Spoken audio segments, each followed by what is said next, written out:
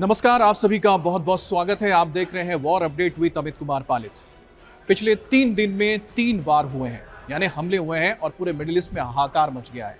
एक बार फिर से लगने लगा है कि महाजंग की शुरुआत हो सकती है। फिर से आसमान में मिसाइल, ड्रोन और बॉम्बिंग की शुरुआत हो सकती है। एक तरफ जहां पर डोनाल्ड ट्रंप या फिर अमेरिका की ओर से कहा जा रहा है कि बातचीत हो रही है, समझौता कभी भी हो सकता है, ईरान हमारी बातें मानने को तैयार है, शर्तें मानने को तैयार है, तो फिर ऐसे हालात क्यों बन गए हैं कि 3 दिन में 3 वार और मिडिल ईस्ट में ये हाहाकार। कासिम आइलैंड या कसम आइलैंड जिसे हम कह रहे हैं, ये एक ऐसी जगह है जहां पर पिछले 3 दिन के अंदर 2 बड़े हमले अमेरिका ने किए हैं और उसमें से एक हमला पलटवार किया है ईरान ने। लेकिन सवाल यह कि आखिरकार ये आइलैंड क्यों इस वक्त सेंटर ऑफ अट्रैक्शन यह कहें या फिर एक बिंदु बन गया है जिस पर लगातार हमले किए जा रहे हैं। इसकी कहानी भी बहुत दिलचस्प है, आपको बताऊंगा। लेकिन हुआ क्या, कसम आइलैंड पे इससे पहले 31 मई को हमला हुआ और फिर 2 जून को, यानी कि 31 मई और उसके बाद 2 जून, ये 2 दिन हमले हुए हैं। और क्यों हमला किया गया? दरअसल ये जो आइलैंड आप देख रहे हैं, ये स्टेट ऑफ हॉर्मुज के बिल्कुल साथ है, हॉर्मुज के।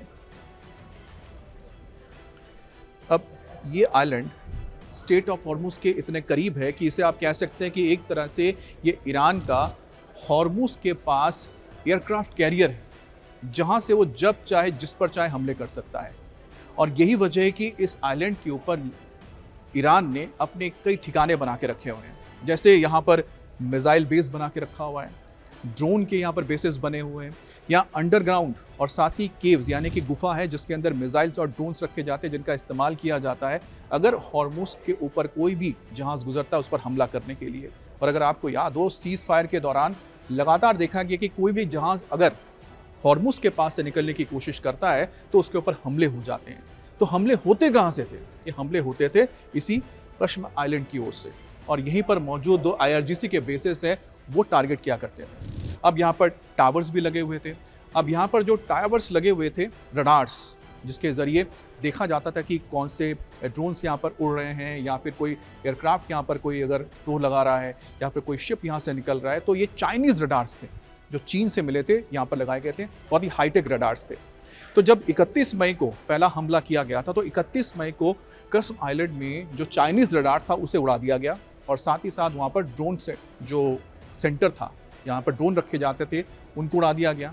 अब जो दूसरा हमला हुआ, दूसरे हमले में यहाँ पर जो मिलिट्री हेडक्वार्टर या कमांड सेंटर था, मिलिट्री कमांड सेंटर IRGC का, उसे उड़ाया गया है।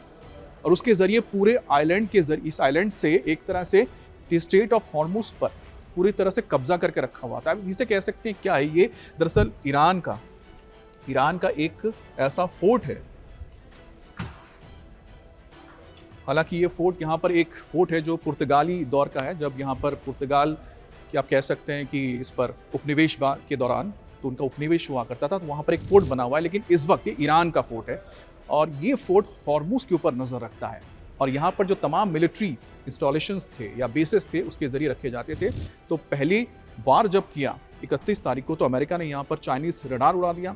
उसके बाद उनके जो ड्रोन यहाँ रखे जाते थे, ड्रोन बेसिस थे, उसे उड़ा दिया गया। और जब दूसरा हमला 2 तारीख को हुआ यानी 2 जून को किया गया, उस दौरान मिलिट्री कमांड सेंटर को उड़ा दिया गया। अंडरग्राउंड मिसाइल जहाँ रखे जाते थे वो बेसिस उड़ाए गए और साथ ही साथ यहाँ पर कुछ कीव्स यानी कि गुफा बने हुए, गुफा के अंदर भी मिसाइल्स और साथ ही साथ यहाँ पर ड्रोन्स रखे जाते थे जिनको तबाह किया गया। तो 2 जून का जो अटैक था वो बहुत बड़ा अटैक था। तो कुल मिलाकर ये जो सीज फायर के दौरान लगातार आप सुन रहे थे कि समझौते में स्टेट ऑफ हॉर्मुज को खोलना पड़ेगा हर हाल में, अमेरिका की ओर से कहा जा रहा था। और अमेरिका को लग भी रहा था कि जिस तरह से लगातार देखा जा रहा है ईरान अपनी बातों को मनवाने के लिए, शर्तों को मनवाने के लिए उसके पास जो एक आप कह सकते हैं ना जादू की छड़ी थी जिसका इस्तेमाल वो करता था, वो था स्टेट ऑफ हॉर्मुज। और इसीलिए अमेरिका की ओर से एक रणनीति को बदलकर क्या कोशिश की गई कि अब जवाबी कार्रवाई की जाएगी। जवाबी कार्रवाई में सबसे पहले कसम आइलैंड और साथ ही इसमें जो बने हुए मिलिट्री बेसेस हैं उसको तबाह कर दिया जाएगा, ताकि स्टेट ऑफ हॉर्मुज के ऊपर जो लगातार निगरानी रखने में कामयाब हो रहा था ईरान, उसके ऊपर आप सेंधमारी कर दें या फिर उसे तबाह कर दें ताकि उसकी पकड़ कमज़ोर हो जाए स्ट्रेट ऑफ हॉर्मुज़ पे। और यही वजह है कि पिछले 3 दिन के अंदर जो 2 हमले किए गए हैं अमेरिका की ओर से, वो कस्म की गए हैं। कस्म आइलैंड को यहाँ पर टारगेट किया गया है, तो स्ट्रेट ऑफ हॉर्मुज़ के ऊपर अपना आधिपत्य या फिर कब्जा वापस लेने के लिए, या फिर यूं कहें कि इसको ईरान के कब्जे से हटाने के लिए। और साथ में ये ड्रोन कंट्रोल सेंटर, कमांड, संचार सुविधाएं और रडार, ये तो तबाह कर ही दिया गया। लेकिन इसका जवाब भी दिया है ईरान ने, इसका जवाब भी दिया है। ईरान ने भी हमले किए हैं। अब अमेरिका की ओर से क्या कहा जा रहा है? अमेरिका ने सफाई दी कि हमने सिर्फ सेल्फ डिफेंस में स्ट्राइक की है, यानी कि ये आपने रक्षात्मक, अपने रक्षा के लिए। अब रक्षा में क्या कह रहे हैं? उनका कहना है कि यहाँ से जो हमारी फ्लीट्स जाती हैं, यानी कि क्योंकि 5th फ्लीट बहरीन में है, जैसा आपको पता ही है, 5th फ्लीट का अमेरिका के 5th फ्लीट नेवी का हेडक्वार्टर है बहरीन में। यहाँ से जहाज़ आते जाते रहते हैं, उनके ऊपर कई बार हमले होते हैं।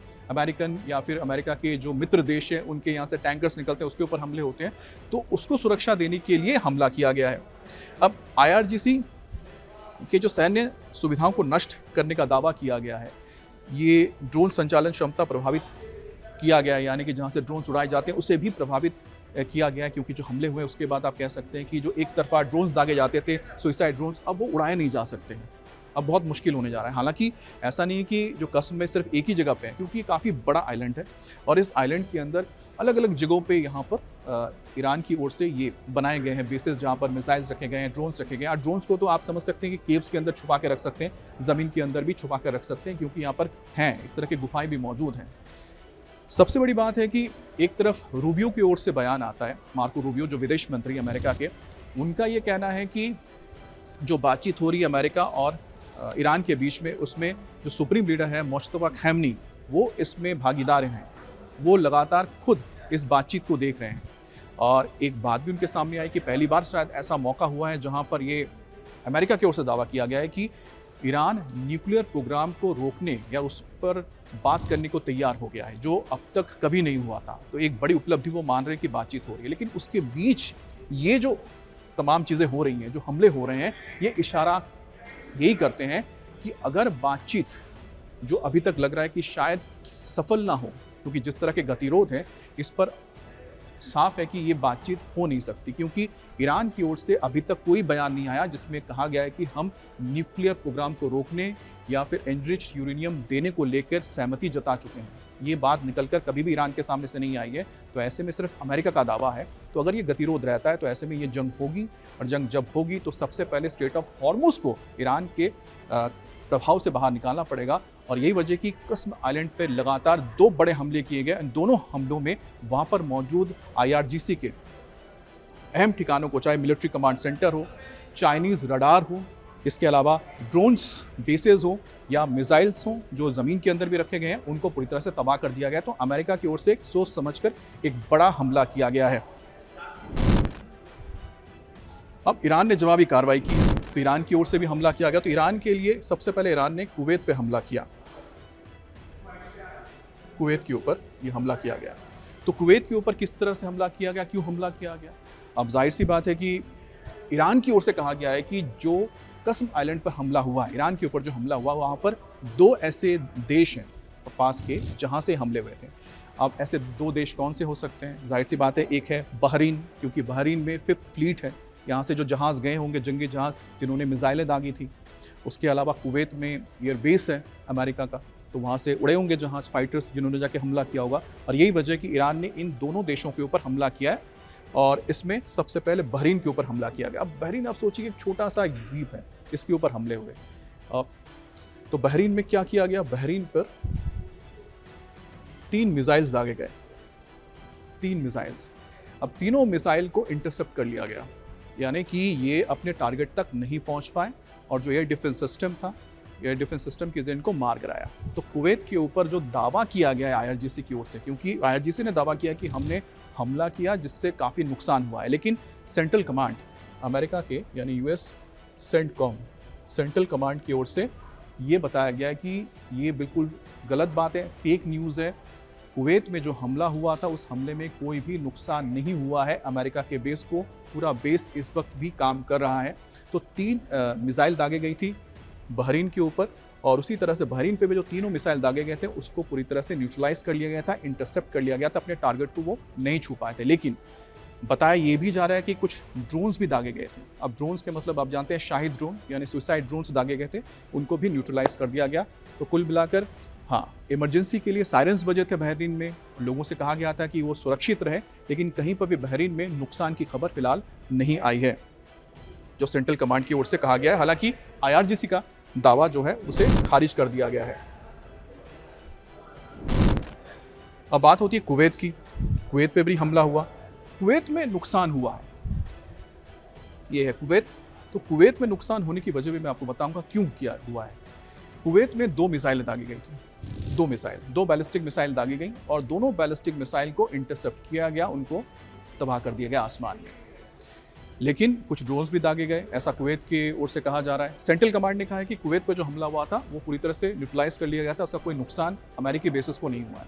लेकिन कुवैत का जो इंटरनेशनल एयरपोर्ट है वो क्षतिग्रस्त हुआ है। तो टर्मिनल 1,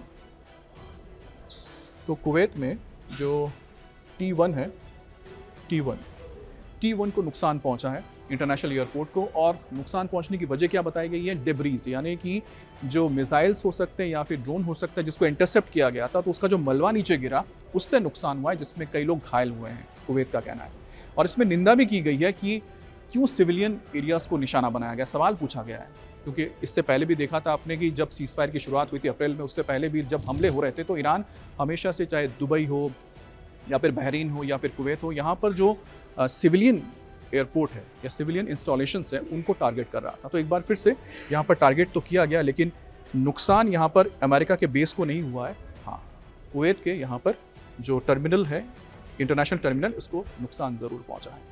तो इस वक्त जो आप यहाँ पर हालात देख रहे हैं, IRGC और साथ ही साथ अमेरिका के बीच जो टकराव है, इस टकराव की सबसे बड़ी वजह यही है जो आने वाला वक्त है। इसको समझिए, जैसा मैं बता रहा हूँ, स्टेट ऑफ हॉर्मुज, ये स्टेट ऑफ हॉर्मुज के लिए मैं बात कर रहा था।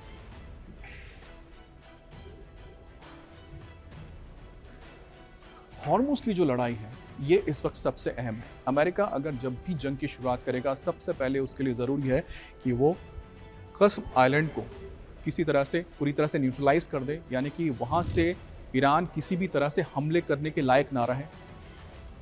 चाहे उसकी जो नेवी में बचे हुए छोटे मोटे अभी जो बचे हुए इसके बोट्स, वो हमला ना कर सके, ना ही मिसाइल से हमला कर सके और ना ही ड्रोन से हमला कर सके। तो यही वजह कि हॉर्मुज को अपने प्रभाव क्षेत्र में लाने के लिए, ईरान को यहाँ से कमज़ोर करने के लिए स्टेट ऑफ हॉर्मुज से, ताकि उसकी कोई यहाँ पर ताकत ना बचे और अमेरिका के जहाज़ हो या फिर उसके जो साथी के जहाज़ हैं यहाँ से आवाजाही कर सके। तो सबसे पहले स्टेट ऑफ हॉर्मुज को ईरान के प्रभाव से हटाने के लिए लगातार कस्म आइलैंड पर हमले हो रहे हैं। और इसके बाद आप देखिएगा कि धीरे धीरे जब कस्म आइलैंड पूरी तरह से न्यूट्रलाइज हो जाएगा, उसके बाद बंदर अब्बास का जो इलाका है, यहाँ पर आप देखेंगे कि हमले तेज़ होंगे, क्योंकि बंदर अब्बास और इसके आसपास का जो इलाका है ये बहुत महत्वपूर्ण है, जहाँ पर IRGC के काफ़ी सारे एसेट्स, यानी कि जहाँ पर आप जहाज़ों को वो रिपेयर भी करते हैं, मेंटेनेंस भी करते हैं, हो सकता है कुछ जहाज़ वहाँ उन्होंने बचा के भी रखे हों। और साथ ही बंदर अब्बास के बेहद करीब कुवैत भी पड़ता है। इस इलाके से भी लगातार देखा जाता है कि हमले होते रहे कुवैत के ऊपर, जहाँ पर अमेरिका का बेस है। तो फिलहाल इस वक्त जो ये जंग आप देख रहे हैं, जो सीज़फायर के नाम से रुकी हुई है, पाकिस्तान को यहाँ पर श्रेय दे रहे हैं कि पाकिस्तान मीडिएट कर रहा है। अब कैसा मीडिएट कर रहे हैं आप खुद ही देख रहे हैं कि यहाँ पर ईरान के जो बयान आते हैं वो अमेरिका से मेल नहीं खाते, अमेरिका के जो बयान आते हैं वो ईरान से मेल नहीं खाते, और सिर्फ यहाँ पर एक टकराव नज़र आता है। और अमेरिका इस बीच साफ है कि वो अपनी रणनीति को बदलते हुए धीरे धीरे उस तरफ बढ़ रहा है जहाँ आगे जब जंग होगी तो वो अपने लिए हर एक वो सुविधा कह सकते हैं जो उसके लिए फ़ायदेमंद हो आने वाले वक्त में, उसकी तैयारी कर रहा है। हॉर्मुज को अब ईरान के कब्जे से दूर रख रहा है। इसके बाद टारगेट होगा जो बंदर अब्बास का इलाका है, और साथ ही साथ सीज़ फायर के दौरान ईरान ने क्या तैयारी की है ये भी देखना होगा, क्योंकि उसको रोज़ाना कम से कम इस जंग की वजह से 200 मिलियन का नुकसान झेलना पड़ रहा है। उसकी अर्थव्यवस्था बहुत ही ख़राब है ईरान की। तो इस पर आगे हम बात करेंगे कि किस तरह से ईरान की जो अर्थव्यवस्था है वो काफ़ी ज़्यादा डैमेज हो रही है। क्या उसके वजह से वो सरेंडर करने के लिए तैयार होगा? नहीं, इसमें प्रश्न चिन्ह है। वो शायद ना करें, क्योंकि जब तक IRGC कंट्रोल ले चुकी है ईरान की, जैसे आप जानते हैं, जब तक कंट्रोल में है IRGC के इस्लामिक रेवोल्यूशनरी गार्ड कोर के, तब तक वो सरेंडर नहीं करेंगे और अमेरिका भी तब तक नहीं मानेगा जब तक कि ईरान उसकी शर्तों को ना मान ले। यानी कि आने वाले वक्त में आप देखेंगे ये जो छोटे छोटे हमले हो रहे हैं ये बड़े हमलों में तब्दील होने जा रहे हैं।